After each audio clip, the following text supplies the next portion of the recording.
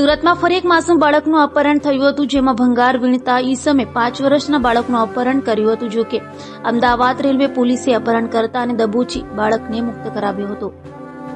સુરતમાંથી ફરી એક માસૂમ બાળકનું અપહરણ કરાયું હતું. સુરતના કતારગામ વિસ્તારમાંથી 5 વર્ષના બાળકનું ભંગાણ વીણતા ઈસમે અપહરણ કર્યું હતું. ફૂટપાથ પર રહેતો બાળક ગમી જતા આરોપી બાળકનું અપહરણ કરી ટ્રેનમાં નીકળી પડ્યો હતો. જોકે અમદાવાદ રેલવે પોલીસે શંકાના આધારે બાળક સાથે રહેલા દીપક બાબુરાવ ઇંગલેને પકડી પૂછપરછ કરતા બાળકનું અપહરણ કર્યું હોવાની કબૂલાત કરી હતી. જેથી અમદાવાદ રેલવે પોલીસે આરોપીનો અને અપહૃત બાળકનો કબજો કતારગામ પોલીસને સોંપતા વધુ તપાસ કતારગામ પોલીસે હાથ ધરી છે.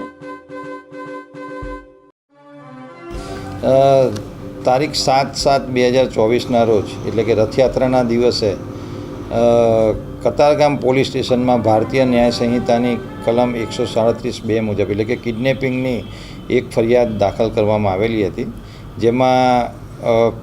જેનું કિડનેપિંગ થયું હતું એ બાળક 5 વર્ષનો હતો. એટલે ગુનાની ગંભીરતા જોઈને કતારગામ પોલીસ તાત્કાલિક હરકતમાં આવી ગયેલી હતી અને કતારગામની ડિસ્ટાફની ટીમ, અમદાવાદ રેલવે તેમજ અમદાવાદના ઝોન 2 એ ત્રણેયની ટીમોને મળીને આ ગુનો ડિટેક્ટ કરેલ છે અને જેનું કિડનેપિંગ થયેલું છે બાળક તથા કિડનેપિંગ કરનાર જે વ્યક્તિ છે તેનું પોઝેશન મેળવવામાં આવેલું છે અને એને અત્યારે હાલની કાર્યવાહી ચાલુ છે આગળની.